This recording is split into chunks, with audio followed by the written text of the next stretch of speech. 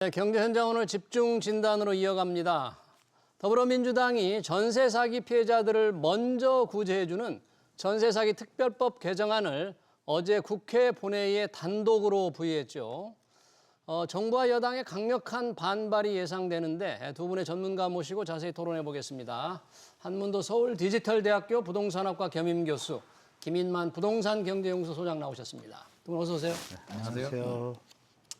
전세 사기 특별법 개정안, 그동안 정치권에서 많은 논란이 되고 있었는데 이게 자세히 살펴보기 전에 이 전세 사기 하니까 요즘 전세값이 계속 오른다고 하는데 우선 동향부터 좀 궁금합니다. 김인만 소장님. 네, 계속 오르고 있는 거예요, 지금? 일단 아파트하고 비아파트 시장을 좀 구분해서 우리가 좀 봐야 될 필요가 있을 것 같습니다. 예. 먼저 아파트 시장을 보면 아파트는 작년이죠. 2023년 하반기 이후부터 이제 지속적인 계속 상승세를 유지하고 있습니다. 물론 예. 상승세라고 해가지고 뭐 전세 난이다, 막 급등한다 이런 분위기는 아니고요. 한국 부동산원 통계를 보더라도 0.05에서 0.07% 정도 안정적인 상승 흐름 계속 이어가고 있고요.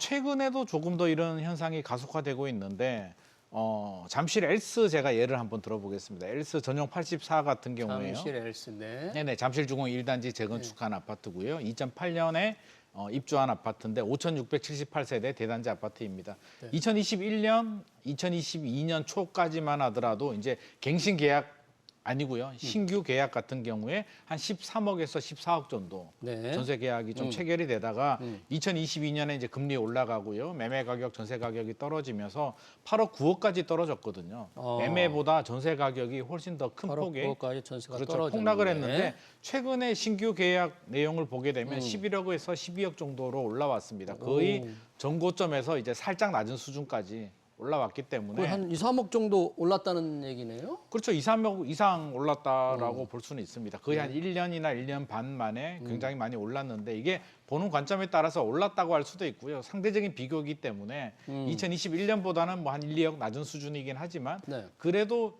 속도 면에서 본다면 1년 만에 꽤 많이 회복을 한 상태입니다. 그래서 아파트 같은 경우는 지금 특히 이제 서울 같은 경우는 네. 전세 가격 상승이 좀 우려된다라는 목소리들이 여기저기서 지금 굉장히 많이 그러네요. 들리고 있고요. 반대로 이제 비아파트 같은 경우에 또 지방은 여전히 마이너스고요. 비아파트 같은 경우는 오히려 전세 가격이 하락을 해서 더 문제입니다. 빌라 같은 거. 신축 빌라나 오피스텔 같은 오피스텔. 경우는 깡통 전세 사기 우려 때문에 신뢰가 무너지니까 계약을 안 하려고 합니다. 그래서 정상적인 물건임에도 불구하고 불안하니까 뭐 여러 가지 등기부 등본이라든지 뭐 세금 체납 정보 확인하기도 어렵고 예. 모르겠다. 나는 불안하니까 월세나 아파트 전세 시장으로 유입이 되면서 신축 빌라나 오피스텔 같은 경우는 신규 세입자들이 들어오지 않고요. 전세 수요자들이 안 들어오니까 정상적인 물건도 지금 깡통 전세가 되는 이런 상황이 발생하고 있기 때문에 예. 아파트와 비아파트는 좀 구분해서 우리가 판단을 해야 될 것 같습니다. 그러니까 빌라 같은 비아파트의 수요가 아파트 전세로 몰리면서 좀 오르는 측면이 있는 것 같다. 아까 서울 잠실 사례를 들으셨는데 우리 한문도 교수님이 보시기에는 어떻습니까? 지금 전세 가격 동향 상승세 우리가 조금 전세 난을 뭐 조짐이다 이렇게 걱정해야 될 정도일까요? 저는 그렇게는 보지 않습니다. 네. 일단 서울만 좀 말씀 주셨잖아요. 네. 먼저 드릴 말씀은 서울하고 인천은 그동안 많이 내려갔기 때문에 지금 회복하면서 상승 국면을 맞이한 건 맞죠. 네. 기저효과로. 말씀하신 것처럼 13억, 14억이 7억, 9억까지 갔다가 다시 11억, 12억 된 거잖아요. 그런 것처럼 인천 지역도 많이 내려갔다가 조금 회복하고 있습니다.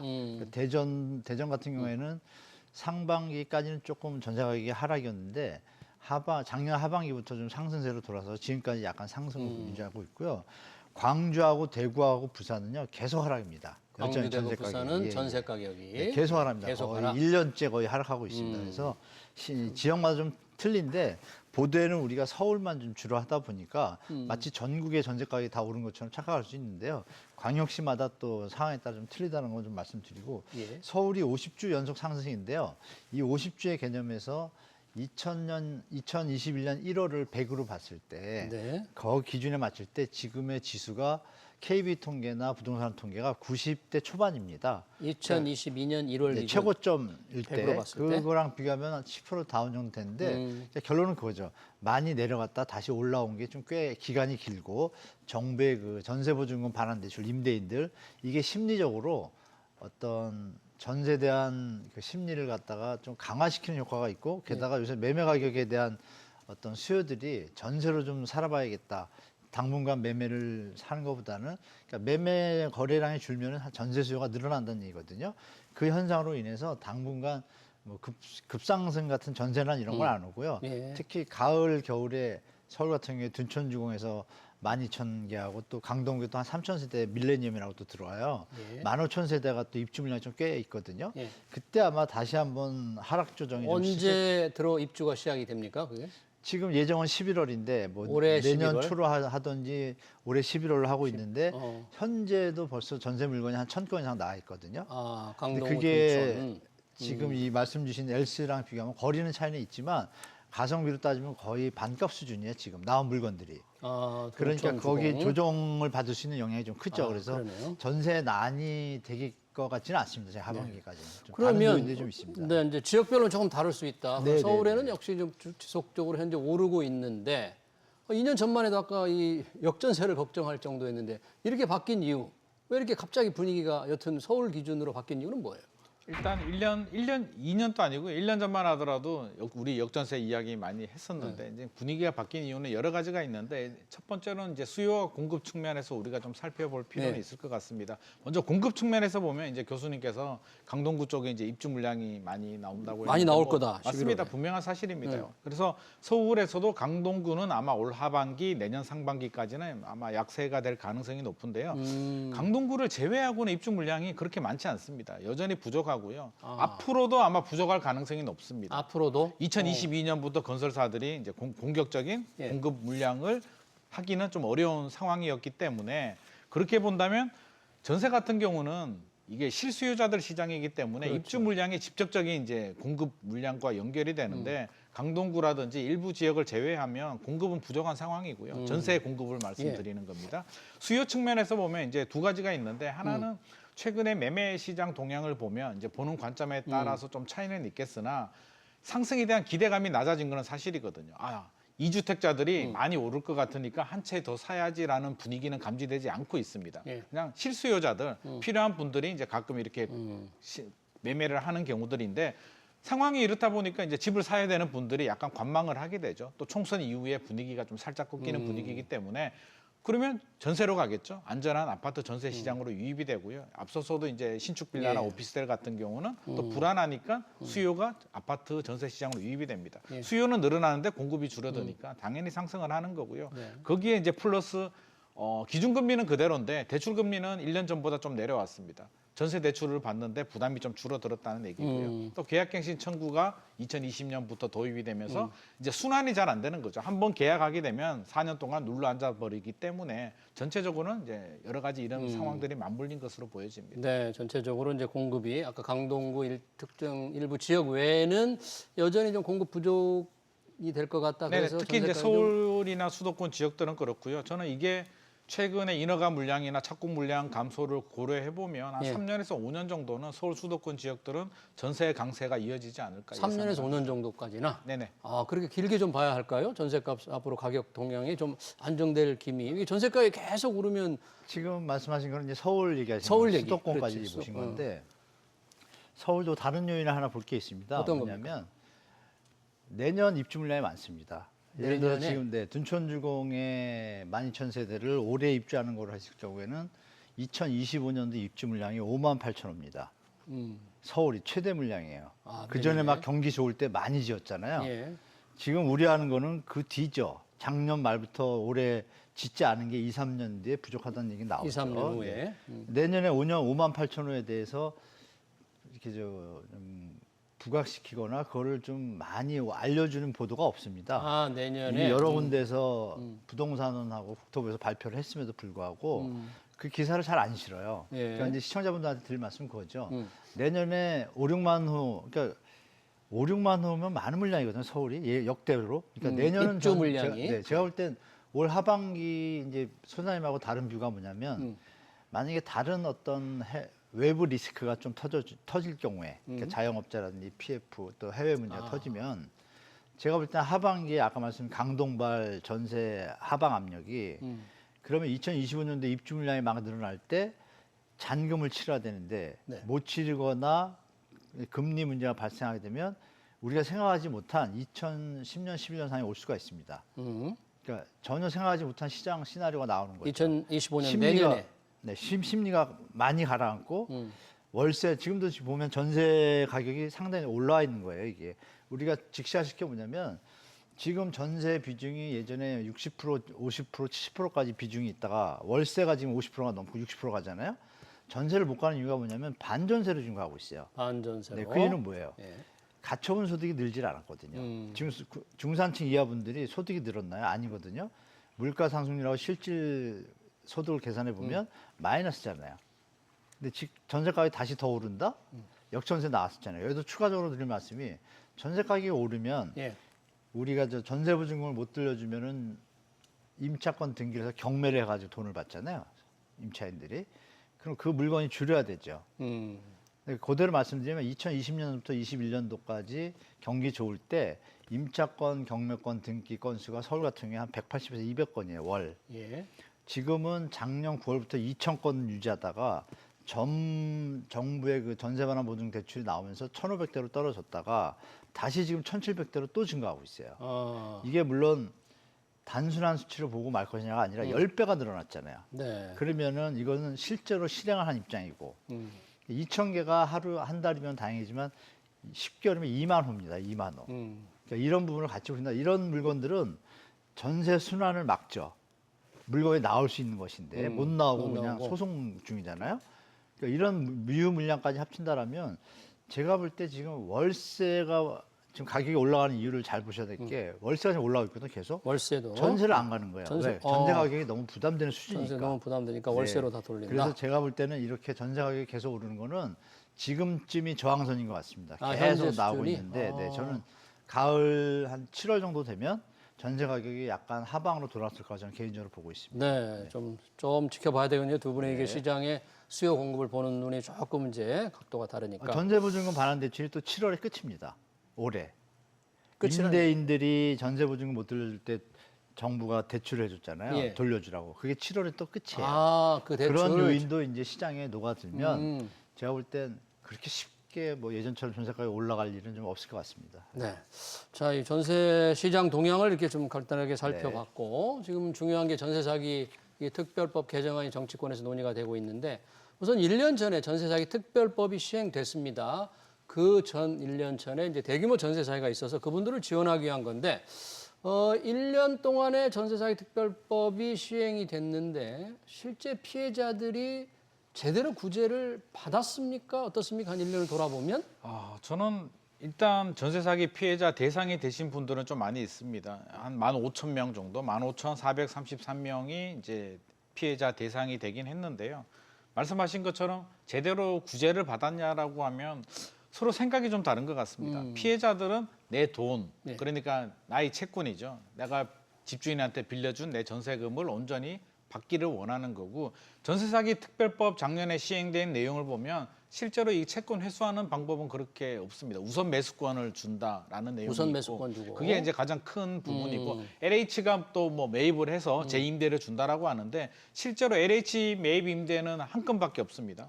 실제로 500건이 신청이 됐는데 실제로 이루어진 건 한 건밖에 없기 때문에 실제로 도움이 되지 않고요. 예. 피해자들 이야기 들어보면 대상이 되기도 어렵고 여러 가지 조건이 있잖아요. 보증금 5억 원 이하의 피해자로 인정받는 조건. 그렇죠. 뭐 이게 또 대항력도 갖춰야 되고 아니면 임차권 등기 명령도 있어야 되고 또 뭐 사기의 의도가 있거나 또 사기가 이루어져야 되고 여러 가지 요건이 있기 때문에 힘들게 그 관문을 통과했는데 실제 내용을 보게 되면 내가 돈 받는 거는 굉장히 좀 어려운 상황. 예. 우선 매수권 주겠다는데 사기당한 집을 우선 매수하시는 분이 또 생각처럼 그렇게 많지는 않습니다. 그리고 약간의 뭐 금전적인 지원이 있기는 한데 그거 가지고 지금 뭐 큰 해결이 되지는 않는 상황이기 때문에 여전히 요구하는 건 선구제를 해달라. 정부가 그렇죠. 먼저 피해자들한테 피해 금을 돌려주고 정부가 임대인한테 구상권을 청구를 하든지 경매를 넘겨서 정부가 후순위로 좀 처리를 해라라고 요구를 하고 있고요. 뭐 정부나 여당에서는 좀 어렵다라고 하는데 이번에서 아마 야당에서 이 부분에 대해서는 선구제안을 지금 들고 나온 것 같습니다. 네, 그런 내용이 이제 특별법 개정안이 이제 본회의에 부의가 된 거죠. 네네. 한문도 교수는 혹시 이게 그동안의 1년간의 전세사기 특별법 시행에 관해서 조금 뭐 많은 문제가 있다거나 부족하다거나 혹시 뭐 그런 지금 소장님이 다 말씀하신 것처럼 상당히 부족하죠. 임차인들 피해 보신 분들 입장에서 만족한다는 사람이 한 사람도 없거든요. 예. 다들 부족하다고 느끼고 있고 계속 다른 경로로 자기들의 억울함, 아시겠지만 이 원인에는 이제 정부에서 전세보증보험의 액수를 갖다가 매매 시세의 105%까지 해주는 그것도 작용을 했단 말이에요. 전세 반환 보험의 제도 운영에 네, 문제도 문제다. 있으니까 그걸로 또 뭐 위헌 소송까지 하려는 준비의 움직임도 포착이 되고 그 얘기는 뭐냐면 정부의 어떤 주택 정책에 대해서 미스가 있다라고 사실 판단되는 부분도 있습니다. 있으니까 지금 요번에 그 법안의 내용을 보면 예. 그런 면을 감안해서 선구제 후 이렇게 했는데 여기서 이제 예산 문제죠. 선구제를 하면 채권을 국민 세금으로 메꾸냐 이런 부분에서 이제 좀 충돌이 나는데 액수가 좀 적었다라면 큰 문제가 없을 것 같은데 지금 한 3, 4조 예측하고 있거든요. 근데 그 예산이 어디서 지급을 하냐면 또 주택도시보증공사예요. 근데 주택도시보증공사 아시겠지만 전세 사기로 인해 가지고 지금 손실액이 몇 조 단위로 지금 늘어나가지고 부채비율도 많기 때문에 이런 재정 문제에 대해서 우려하는 목소리가 상당히 많습니다. 그래서 네, 이 문제를 조금 나눠서 한번 네, 얘기해 보겠습니다. 그러면 특별법 개정안에 들어가 있는 먼저 구제를 해주고 구제해준다는 얘기는 네. 임차인들이 받지 못한 전세 반환 보증보험 채권을 공공기관이 사준다는 겁니다. 구제한다는 네, 거죠. 맞습니다. 네. 그게 들어간 개정안 두 분 어떻게 생각하세요? 필요합니까? 이게 이제 두 가지 관점이 있는데 짧게 이제 말해서 필요합니까? 저는 필요하다고 필요하다. 봅니다. 우리 한문도 교수님. 조건부로 필요합니다. 조건부 지금 조건 들어보겠고요. 그러면 자, 이 돈을 아까 지금 잠깐 언급을 해주셨는데 네. 이 구제 관련된 들어가는 돈 규모가 추정 규모가 많이 다르더라고요. 네, 많이 들었죠. 왜 정부는 한 4조 원까지 가량의 재정이 들어간다. 피해자들의 의견을 주장하는 시민 사회 측은 한 5천억 원이다. 왜 이렇게 좀 추산한 금액이 이렇게 차이가 날까요? 둘 다 그냥 저 입장에서 말한 거고요. 우리가 팩트를 봐야 됩니다. 팩트. 개정안 내용을 기준으로 해야 되잖아요. 근데 개정안 내용이 정해진 기준이 없습니다. 제가 한번 읽어드릴게요. 예. 개정안 28조 5항인데요. 지금 예. 말씀 주신 임차 보증금 매입에 관한 사항과 네. 절차는 대통령령으로 정한답니다. 아무 내용이 대통령으로 없어요. 정한다.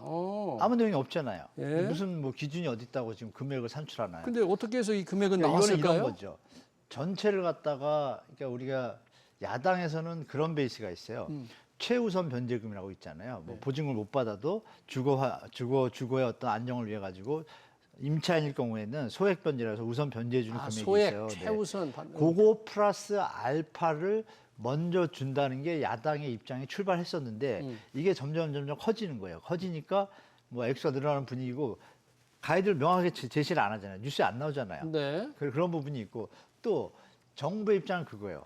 추산을 해가지고 만약에 다 준다고 했을 때 다 보증금을 대충 계산하니까 4조가 드는 거예요. 그러니까 이게 계산이 안 나오죠. 그러면 결론은 그거예요. 대통령령으로 구체적인 기준과 이런 액수가 정해져야 액수가 나오잖아요. 예. 그러니까 그렇게 제가 말씀드릴게요. 그러니까 아무것도 없는데 지금 서로 입장을 얘기하고 있는데 제가 볼 때는 국가의 책무를 다할 때는 아까 그래서 제가 조건부라 그랬잖아요. 조건부. 그러니까 우선 변제금, 최우선 변제금은 원래 주는 거고 예. 거기다가 그 돈 갖고도 얻을 데가 없다. 그러면 정부가 다른 형태로 도와줄 수가 있고 아니면 부담 안 되는 선에서 추가적으로 지원을 해줄 수 있잖아요. 네. 이런 거를 심도 있게 해야 되는데 그게 아직 결정이 안 됐습니다. 그런 조건들이 조금 치밀하게 마련돼야 맞습니다. 한다는 그게 너무 조건을 중요합니다. 말씀하시는 거예요. 그거에 따라 가지고 액수가 많이 달라져요. 네. 우리 김만 소장님 왜 그렇게 주장을 하십니까? 일단 뭐 반대 의견은 이제 형평성 문제 말씀하시는 분들이 좀 많이 있습니다.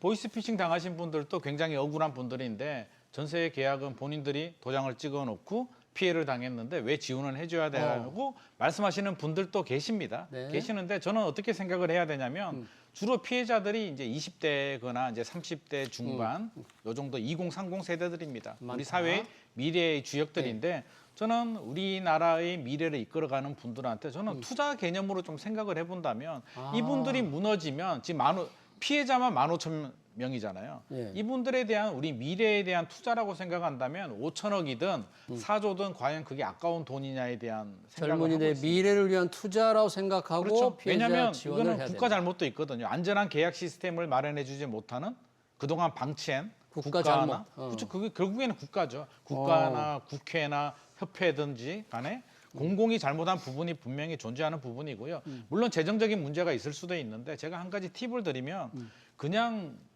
정부가 직접적으로 피해자들한테 돈을 주기보다는 어떤 임대인한테 뭐 무이자 대출이라든지 어떤 형식으로 돈은 피해자한테 가더라도 그 책임은 임대인한테 저는 좀 줬으면 좋겠습니다. 1억이라고 한다면 1억 원을 그냥 지원해 주기보다는 돈은 피해자한테 가되 1억 원에 대한 채무는 집주인한테 그 사기를 한 임대인한테 짐을 주는 거죠. 그러면 그분이 나중에 시간을 두고 정부한테 이게 갚든지 어떤 해야지 그냥 주고 만다라고 하면 이게 뭐가 문제냐면 피해자들은 또 그렇게 생각하겠죠. 야, 이게 사기하게 되면 결국에는 정부가 다 해결을 해주는구나라는 네. 생각을 할 수도 있기 때문에 저는 그 임대인들, 사기를 한 임대인들한테도 반드시 좀 책임과 의무를 줘야 된다고 생각을 합니다. 사기를 한 임대인들의 책임 문제 우리 김인만 소장님 얘기 주셨고요. 얘기 중에 이제 국가의 잘못, 이런 전세 사기 피해가 이제 국가의 잘못이다. 아까 한문도 교수님도 이 전세 보증금 반환 제도 운영의 잘못,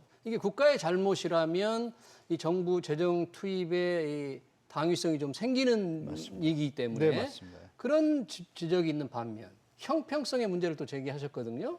예를 들면 보이스피싱 사기 당하면 국가가 손실을 메워주느냐, 다단계 판매 사기 당하면 국가가 손실을 메워줘야 되느냐, 모든 사기 피해자 수도 없이 사회에서 많은데 다 지원을 해줘야 되느냐, 이런 지적도 있습니다. 그 지적은 상식과 일반적인 합리적인 인간의 감정을 무시한 단어죠. 왜요? 표현입니다. 네. 왜냐하면요. 보이스피싱과 다단계가 주거용인가요? 주거는 전혀 아니죠. 아니잖아요. 네. 헌법에 나와 있는 게 뭡니까? 다단계에 대해서 헌법에서 정한 게 있나요? 없죠. 없죠. 보이스피싱에 대해서 정한 거 있나요? 없죠. 네. 이거는 본인이 주의를 하면 충분히 막을 수 있는 거예요. 물론 그래도 당하지만. 그러면 근데 이 주거 부분의 문제는 제가 아까도 잠깐만요. 말씀드렸지만 전세 사기는 당하는 사람이 전체 전세 사기 피해자를 보면 전세 세입자들의 상당히 그 일부잖아요. 또 전체 전세 세입자를 보면 그 많은 사람들은 당하지 않거든요. 그거는 사기를 치려는 베이스를 제공했다는 뜻입니다. 제 말은 예, 뭐냐면 이것이 만약에 정부가 그 전세보증 대출 제도의 액수를 좀 합리적으로 문제가 생겼을 때 국고 손실도 안 나고 임차인도 손해 비중이 적어지는 쪽으로 제도를 잡았다면 이렇게 일이 커지진 않았어요. 그러니까 그런데 정부 1억짜리 집이 있으면 1억 5백을 전세 대출을 해주니 어느 그 사기꾼 DNA를 가진 사람들이 3억으로 올리고 3억 받으려는 짓을 안 하겠습니까? 이걸 정부가 제공한 거죠. 전세 보증금 반환 제도에 네, 문제가 있었다. 그런 이 거죠? 제도가 그럼 헌법에 나와 있잖아요. 국민의 주거권에 대해서 쾌적성과 안전성을 정부가 담보하게 돼 있잖아요. 그러니까 그런 부분에서 좀 차이점이 있다고 제가 말씀드려요. 물론 그분들 입장에서 일리는 있습니다. 그러면 똑바로 좀 계약을 하고 하지 그러지만 그 가격 수준을 정한 게 정부의 이 대출 제도로 인해서 올라간 게 있잖아요. 이 부분이 정부가 조금 심하게 얘기하면 업무상 배임까지라고 저는 봐요. 그 대상들에 업무상 대해서. 배임까지 만약에 볼 수도 정부가 있다. 그걸 70%까지만 했다. 예. 그러면은 대출이 77%밖에 안 되면 주택 가격도 안 오르고 전세 가격도 그만큼 더 못 올라요. 그때 상식적이잖아요. 왜 105%를 하죠? 105%를 했습니까 그때? 그건 뭐 뻔한 일 아닌가요? 그때 잠깐만요. 이제 그 공시가격의 뭐 한도를 올린 부분에 대해서는 또 이제 그런 부분이 있죠. 예. 또 피해자들에 대해서 보다 많은 보증보험을 좀 가입을 해줘서 또 결국에는 이제 좀 좋은 의도는 저는 좋은 의도였다고 봅니다. 정부가 골탕 먹이려고 한 건 아니라고 저는 생각을 하는데 교수님께서 이제 뭐 말씀도 하셨지만 저는 국가의 책임을 저는 좀 다른 쪽으로 해석을 하자면 전세 제도는 우리나라에만 있는 제도거든요. 이게 무이자 대출이란 말이에요.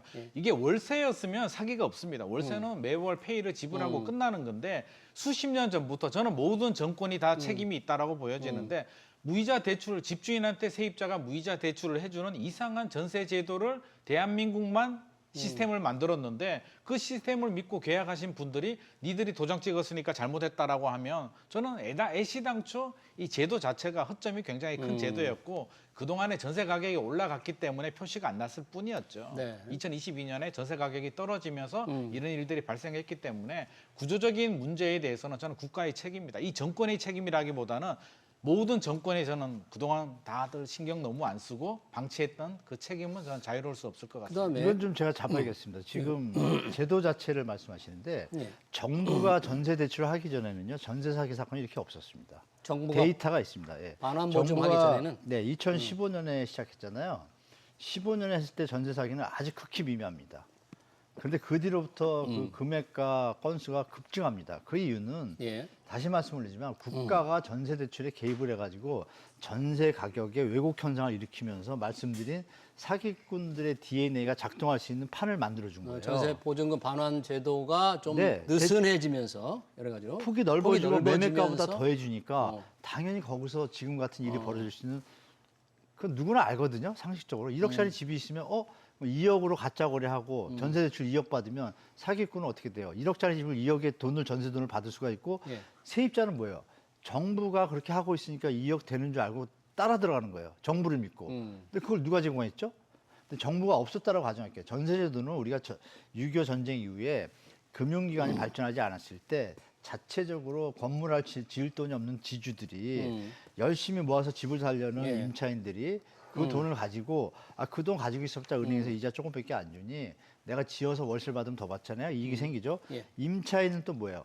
은행에 둔 게 2%인데 여기에 지금 했을 때 이득이 더 많아요. 그러니까 서로 상호 돼가지고 한 금액이 보통 60, 70% 선이었어요. 결국은 전세 보증금 반환 제도 이 제도에 맹점이 있고 그 제도가 사기의 온상이 됐다. 예, 그전엔 그런 일이 없었잖아요. 그런 그런 일이 없어. 그렇기 때문에 정부가 조금 재정을 투입해서라도 나서야 되지 않을까. 그 근거가 그런 된다 그런 측면이 분명히 얘기죠. 존재한다는 말씀이죠. 그러면 아까 정부가 나설 때 아까 허그 주택도시보증공사의 주택도시기금으로 이게 해야 된다는 거잖아요. 네네. 뭐 결국엔 그렇게 되겠죠. 주택도시보증기금이라는 것이 원래 돈이 지금 얼마나 여유자가 있습니까? 어디에 쓰이는 겁니까 이게 원래? 이게 지금 계속 줄어들고 있는데요. 네. 이제 여러 가지 용도로 사용하게 됩니다. 뭐 또 보증 우리 허그라는 게 이제 전세 보증만 하는 건 아니잖아요. 분양 보증도 하고 여러 가지 사업에 사용하게 되는데 2020년만 하더라도 41조 3천억 정도의 여유 자금이 있었는데요. 네. 지금 급속히 줄어들어서 이제 13조 9천억밖에 남지는 않았습니다. 네. 이게 결국에는 전세 사기가 발생하게 되면서 이걸 갚아주는 용도로 다 소진을 해버렸고요. 예. 이번에 이제 구제하게 된다면 이마저도 이제 기금이 고갈하게 되고 결국에는 아마 이 돈을 방치를 할 수는 없잖아요. 결국에는 또 우리 세금으로 또 충전을 해줘야 되는 돈이기 때문에 이게 좀 단순히 지원해주는 부분에 대해서는 저는 좀 걱정스러운 부분이 있고요. 앞서서 제가 이야기했듯이 임대인한테 어떤 빌려주는 형식으로 좀 진행을 한다면 좀 충분히 좀 이 자금 고갈을 좀 막을 수 있지 않을까 하는 생각을 하게 되고 또 하나는 이제 예방 시스템도 중요하게 합니다. 안전한 전세 계약 시스템도 구축을 해야 될 것 같고요. 사기범에 대해서도 저는 사실 처벌이 좀 너무 약한 거 아닌가. 사실 뭐 수십억 수백억을 했는데도 이게 몇 년형이 안 나오기 때문에 이 사기가 지금 우리 사기 공화국이라는 이야기를 하고 있는데 이 부분에 대해서도 전반적으로 이게 형법에 대해서도 좀 개정이 좀 필요할 것 같습니다. 그러면 일단 이 법이 개정안이 통과돼서 지원을 한다고 가정하면 허그에서 돈을 재정을 투입해서 주고 임대인에게 받아낼 가능성, 정부가 이제 후구상, 후회수인데 그런 건 어떤 정도? 제가 볼 때 30-40%는 무조건 손실 확정이라고 봐요. 만약에 전부 해준다 그러면. 30-40%는 네, 손실. 손실 확정으로 예측하고 가야 되고 네.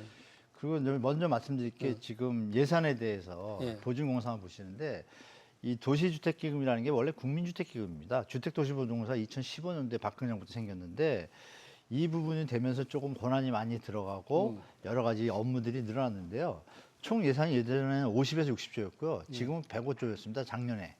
2023년도에 예산이 105조입니다. 105조. 105조. 네, 그중에서 제가 하나 말씀을 드리면 네. 구입 전세 자금이 한 10조 들어가고요. 임대주택 지원 융자가 11조. 네. 임대주택 지원 리치 같은 거 출자하잖아요. 그게 7조입니다. 그럼 이 금액의 비중을 따진다라면 4조면은요. 예. 한 3-4%입니다. 전체 예산 중에. 전체 예산에. 네, 물론 이제 소장님 말씀대로 뭐 도시재생 활성화나 여러 가지 분양 지원 등도 다 나가요. 근데 이게 국민주택기금이라는 게 생각해 보십시오. 이게 아시겠지만 국민주택 복권이잖아요. 주택 복권하고 네. 국민채권 팔지 않습니까? 거기서 나오는 그 돈으로 부분이 한 먹는 30-40% 차지하고 나머지 이제 청약재금으로 뭐 기금 출자고 이런 걸로 수입이 들어오는데 그러니까 부채성이 이제 자선 자본이죠. 예. 그러니까 우리가 생각할 건 뭐냐면은 국가가 이 자금을 활용하는데 원천이 어디냐면 국민주택금에서 출발해서 이름이 주택도시금으로 바뀌었잖아요. 예. 그때 목적이 뭐냐면 무주택자들의 서민 주거 안정이 목적이에요. 그렇다면 이 부분은 말씀드린 대로 전부 하는 것보다는 말씀드린 옵션, 조건부로 가려가지고 예. 그런 분들에 대해서 정말 효율적으로 국민 세금 이게 아꼈습니다 한다라면 명분도 없고 그 부분에 대해서 국민들이 그렇게 뭐랄까 비판할 것 같지는 않습니다. 제가 볼 때. 그래요? 예를 들어서 100원이라는 어떤 보증금이다 전체가. 그런데 그래도 여러 가지 문제가 있으니까 50원 정도 지급을 한다라는 느낌이 있다라면 이게 한 2조를 줄잖아요. 현재 근데 피해자 지금 이제 중에. 말씀하시는 게 이 지원의 기준, 주택 전세 보증금 반환 보험을 얼마의 채권을 사주느냐 이 가격 기준을 정하는 것도 그렇게 쉽지는 제일 않겠네요. 중요합니다. 예, 그게. 어떻게 하느냐에 따라서 그 피해자들이 뭐 상당히 불만을 나타낼 수도 있고 근데 나중에 피해자들도 아까 소장님 말씀처럼 가격을 어떻게 본인들이 실수한 분도 분명히 있습니다. 얼마를 지원해 주느냐 기준을 어떻게 정하느냐. 그러니까 그게 이제 난감한 거죠. 사실 입장이 다 다르기 때문에 그러니까요. 그거 하는데 몇 년 갈 수도 있습니다. 아이러니한 게 이 법은 한시적으로 2년간 적용인데 법이 만약에 통과되더라도 시행령인 대통령령으로 기준이 만들어져야 되는데 예. 이게 정말 우리 전문가들이 보기에도 다 입장이 그러니까 틀리니까 모든 사람이 달라서 이거 좀 문제가 될 것 같습니다. 제가 볼 때 법은 통과했지만 그러니까 법이 통과되더라도 네, 맞습니다. 그 전세 예산 보증금 문제도 반환 그렇고. 채권을 사주는 가격을 어떻게 설정하느냐. 너무 중요한 문제인데 그거를 이제 지금 가이드를 정해야 되는데 누가 정할까요? 참 사실 난감합니다. 제가 봐도. 굉장히 어려운 문제이기도 어렵죠, 한데 저는 어려운 이 문제. 문제에 대해서는 피해자들도 피해를 당했잖아요. 지금 거의 다 날릴 상황이라면 100%다 받는다는 그렇죠. 생각은 좀 내려놓고 서로 좀 양보를 한다면 50%만 먼저 받아도 저는 큰 도움이 된다고 생각을 하거든요. 그래서 합의를 해서 빨리빨리 좀 진행을 했으면 좋을 것 같습니다. 알겠습니다. 논란이 많은 전세 사기 특별법 개정안 현재 국회에 부의되어 있는데요. 과연 어떤 운명이 될지 통과된 후는 과연 가격을 어떻게 설정할지 많은 난제가 도사리고 있습니다. 관련 토론 여기서 마치겠습니다. 지금 한문도 서울디지털대학교 부동산학과 겸임 교수 김인만 부동산경제연구소장이었습니다. 두 분 고맙습니다.